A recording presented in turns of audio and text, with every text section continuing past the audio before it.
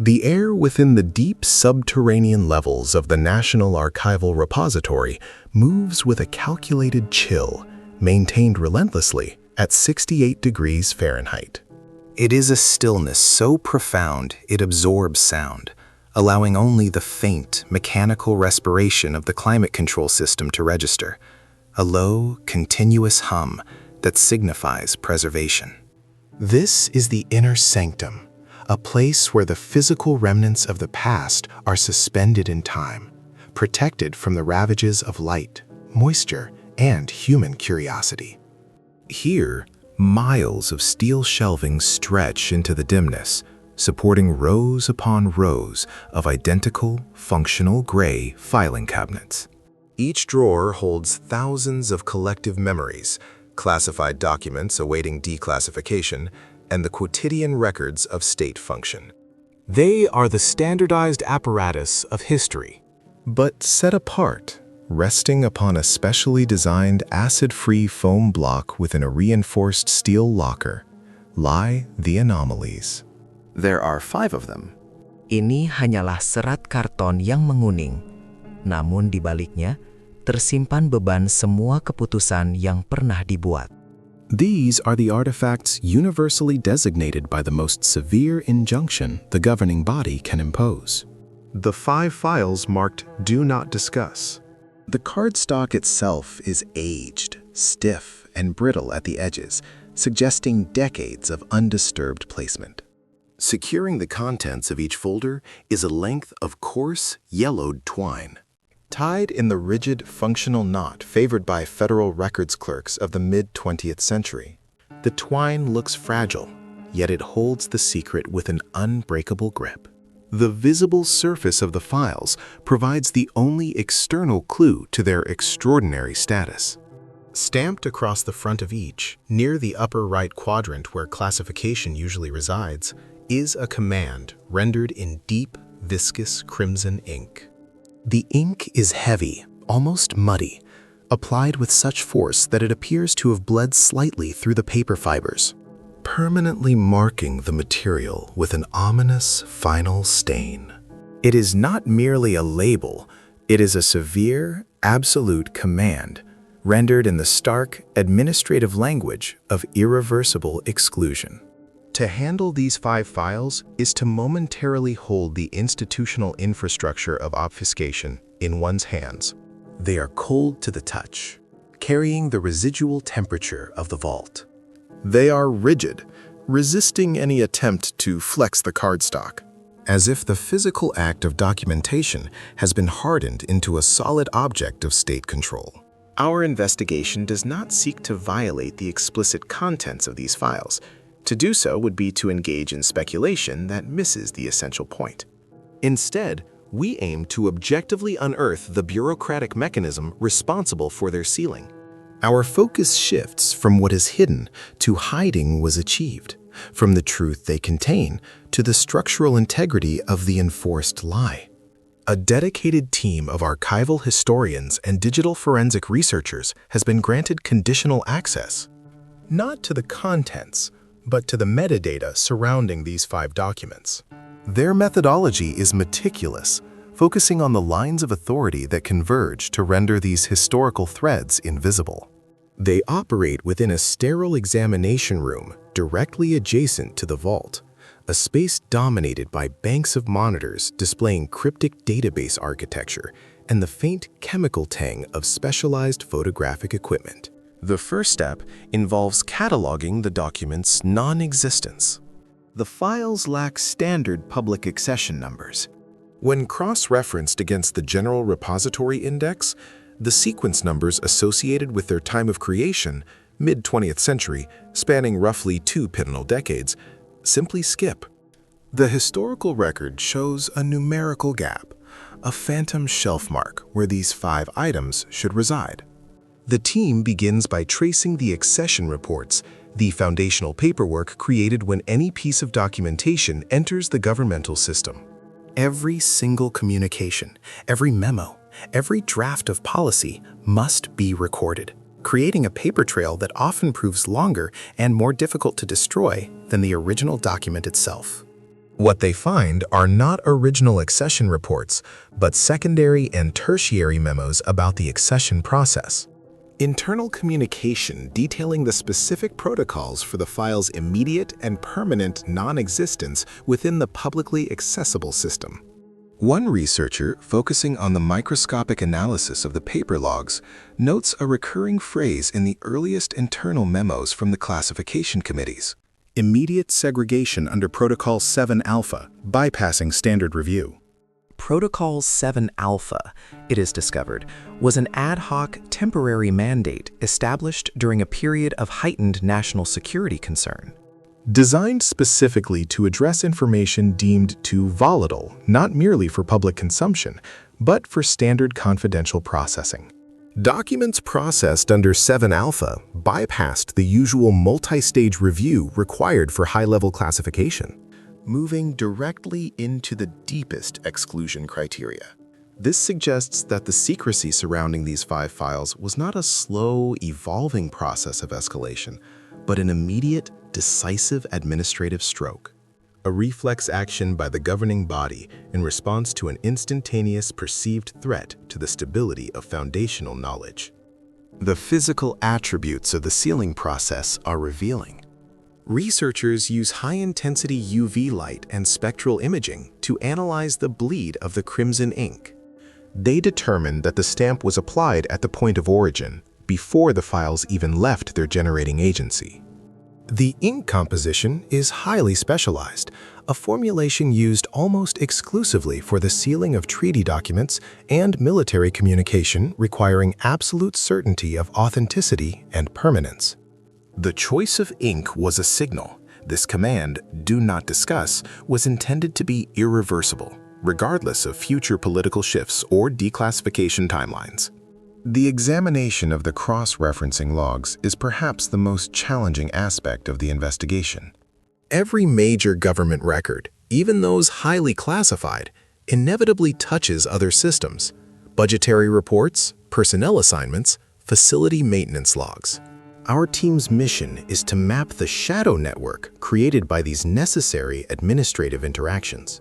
They find that the files, despite being physically isolated, generated a sophisticated array of protective data shields.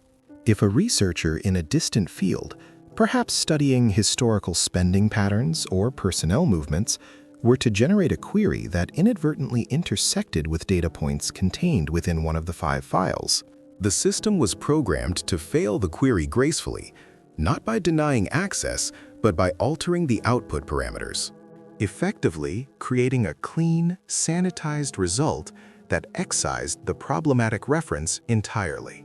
This infrastructure of active obfuscation reveals a level of foresight far beyond simple classification. It demonstrates a commitment to maintaining a systemic, objective reality that excludes the information. The 5 files, spanning the mid-20th century, are not unified by a single subject, but by the extraordinary governmental effort employed to render them invisible. Yet, the contents can be grouped thematically, indicating 3 distinct, deeply unsettling areas of historical anomaly that triggered the necessity for Protocol 7 Alpha. The first thematic group, encompassing 2 of the files, pertains to unexplained military anomalies. These documents originate from specialized operational units tasked with aerial and maritime observation during the height of the Cold Era. The files contain grainy, often unsettling photographs captured by long-range reconnaissance equipment. The visual quality is poor, characterized by deep contrast and blurred edges, typical of early optical technology straining to capture distant or rapidly moving phenomena. The photographs are interspersed with detailed handwritten marginalia, the observational notes of highly trained, skeptical military personnel. These notes describe movements and physical properties that defied known aerodynamic capabilities and recognized propulsion systems. One dossier, analyzed strictly via external metadata, includes a series of complex navigational charts overlaid with lines of erratic movement, logged by multiple independent sensory devices. The unsettling nature of the material is not in any explicit narrative, but in the rigorous, disciplined reporting of impossibility. The schematics included within these folders are simple, hand-drawn sketches attempting to impose geometric consistency on visually inconsistent observations. Crude attempts by engineers to define the physical characteristics of objects that should not exist. The very presence of these internal investigations suggests a prolonged, serious inquiry into events that challenged fundamental scientific and military understanding of the era. The second thematic concentration consists of a single dossier focused on deep geological survey data.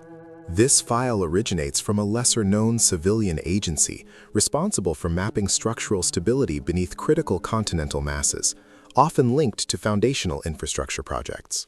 The physical weight of this folder is noticeably heavier than the others, suggesting voluminous internal reports and specialized maps. The data within this file centers on specific geographical coordinates where geophysical survey technology recorded profound structural inconsistencies in the Earth's mantle layers. These are not standard seismic fault lines or mineral deposits, but anomalies that resist conventional geological explanation. The accession memos mention extensive borings and core samples, physical evidence that required specialized analysis. The transcripts found in the peripheral logs hint at intense internal disagreement regarding the interpretation of acoustic signatures and density readings. The documentation includes large-scale, detailed cross-sections drawn in heavy graphite, depicting strata that appear fractured, displaced, or unnaturally hollowed out in patterns that violate known tectonic principles. The structural inconsistency indicated by the data seems to suggest an artificiality, a violation of expected natural processes at immense subterranean depths. The secrecy here is potentially linked not to an external threat, but to the nature of reality itself, raising profound questions about the planet's stable composition. The final two files are linked by their focus on cryptic transcripts involving unconventional energy research. These dossiers chronicle the work of highly specialized, quasi-independent research groups operating under immense governmental funding but minimal public oversight. These files are dominated by complex hand-drawn schematics and dense mathematical notation. The schematics display elaborate, often circular or helical devices, marked with symbols suggesting highly controlled environments, vacuum chambers, extreme temperature gradients, and exotic material compounds. The visual atmosphere conveyed by these blueprints is one of intense, isolated intellectual endeavor. They represent a concentrated, resource-intensive attempt to harness or understand energy sources that lay far outside the established paradigm of nuclear or fossil fuel generation. Crucially, these files contain detailed, cryptic transcripts of internal communication and research notes.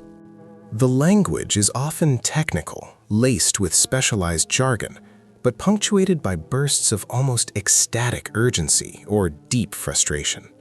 The peripheral data indicates sudden, rapid shifts in project funding, huge budgetary injections followed by immediate, inexplicable cessation of funds, suggesting rapid, uncontrolled successes or catastrophic, unmanageable failures. The chilling element in these dossiers is the implication that the knowledge gained, whatever its nature, was deemed immediately unintegratable into the public scientific record, necessitating its complete removal from accessible history. The energy represented here was not just powerful, it was politically and socially untenable. These 5 thematic areas, military encounters with the unknown, geological inconsistencies that challenge established Earth science, and breakthroughs in unconventional energy research, are linked by the fact that they all represent points where objective reality, as understood and publicly maintained by the state, experienced fundamental stress. The documents are proof that history, at certain critical junctures, became incompatible with controlled national narrative. The documentary narrative now pivots to tracing the cold trail of paper documents, identifying the human infrastructure that erected this wall of silence. Every physical file requires a human hand to guide it, from creation to ultimate sequestration. We follow the lines of authority, beginning with the anonymous archivist. In the mid-20th century, the function of the archivist was one of procedural fidelity. They were the ground troops of bureaucracy. The accession logs, even those sanitized of content, show the initials of the archivist who received the initial reports. These individuals, usually low-ranking federal employees, did not possess the authority to classify content, but they were the ones who executed the initial filing mandates. Their role, in this specific case, appears to have been limited to physical separation. Memos confirmed that these archivists were given explicit, non-negotiable instructions. Place the physical dossiers in the designated 7-alpha lockbox immediately upon receipt. Record the gap in the standard ledger and sign a perpetually binding confidentiality agreement that contained no details regarding the nature of the information, only the command to execute the separation. For these low-level employees, the secrecy was absolute. They knew only the procedure, not the reason. Their job was to enforce the initial physical barrier. The line of authority then traces upward through mid-level security administrators. These individuals were responsible for generating the digital architecture of obfuscation, the programming of the cross-referencing logs, and the systems designed to generate clean data output. These administrators understood the scale of the mandated silence, realizing that the data was not merely classified, but effectively quarantined from the entire analytical matrix of government operation. Their work was technical, involving complex coding and the creation of firewalls that were not meant to protect from external intrusion, but from internal discovery. They built the institutional mechanism for non-existence. The apex of this decision chain culminates in the High-Level Policy Committee, an entity that operated outside the conventional legislative or executive branches, reporting only to the highest echelons of state security. The existence of this committee, referred to in peripheral documents only by a cryptic 3-letter designation, is confirmed through budgetary authorizations and the release of specialized mandates, including Protocol 7-alpha. This committee was comprised of a rotating group of high-ranking scientific advisors, military strategists, and career intelligence officers. They were the institutional gatekeepers whose mandate was the preservation of stability above all other considerations, including transparency or objective truth. They were the ones who assessed the contents of the 5 files and determined, collectively and absolutely, that the integration of this information into the collective memory would constitute a fundamental threat to societal structure. The analysis of the committee's internal structure reveals the true institutional infrastructure of obfuscation, interlocking layers of confidentiality agreements designed to protect state security at the cost of objective historical understanding. The bureaucratic architecture was designed not merely to hide information, but to prevent the public, and indeed much of the government itself, from ever realizing that the information had existed in the first place. This demanded a level of coordination and procedural synchronization that is profoundly chilling. The system was engineered to self-correct and eliminate any unintended disclosure, ensuring that the silence surrounding the 5 files remained absolute across decades of administrative evolution. The ethical dilemma posed by these files is profound, forcing the viewer to confront the cost of mandated historical ignorance. The state, in this instance, did not simply delay the truth, it actively excised it from the historical record, deciding what qualified as acceptable reality. This administrative action fundamentally undermines the concept of objective history, asserting that collective memory is a controlled, curated construct, subject to the geopolitical necessities of the moment. The physical documentation, the grainy photographs, the hand-drawn schematics, the complex equations are intrinsically unsettling. They hint at technological capacity and anomalies that remain outside our public discourse. Yet their true significance lies not in the secrets they hold, but in the chilling, absolute power of the silence they represent. The silence is the central character of this investigation. It is a manufactured void, maintained by vast, unseen effort. It represents the point at which the state determined that knowledge itself was a destabilizing force. The 5 files are evidence of a governmental mechanism capable of achieving perfect, sustained amnesia regarding events that clearly happened, recorded by professionals, and assessed at the highest levels. The final synthesis brings us back to the sterile confines of the subterranean vault. The temperature remains constant, the silence unbroken, the air circulating with the measured pace of institutional permanence. The 5 files, bound by brittle twine, and stained with the aggressive crimson of the Do Not Discuss stamp, rest on their archival padding. They are no longer mere documents containing classified information. They have transmuted into artifacts of absolute governmental control over collective memory. They stand as monuments to the fact that power, when applied absolutely, can redefine the very parameters of historical truth, enforcing a structural ignorance upon an entire population. These files are the physical manifestation of the boundary line drawn between recorded history and permissible reality, serving as a permanent cold reminder that the past is always a negotiated territory. And sometimes, the most profound revelations are found in the intentional gaps between the records. The silence is their legacy, the command, their enduring definition. They are the 5 files that were never meant to be known, serving as a permanent testament to the cost of stability enforced through intellectual occlusion. The investigation concludes, leaving the observer not with answers to the secrets, but with the stark, unsettling comprehension of the pervasive architecture of their systematic disappearance. The only sound remaining is the low, steady hum of the system, ceaselessly working to preserve not only history, but the meticulous absence of it.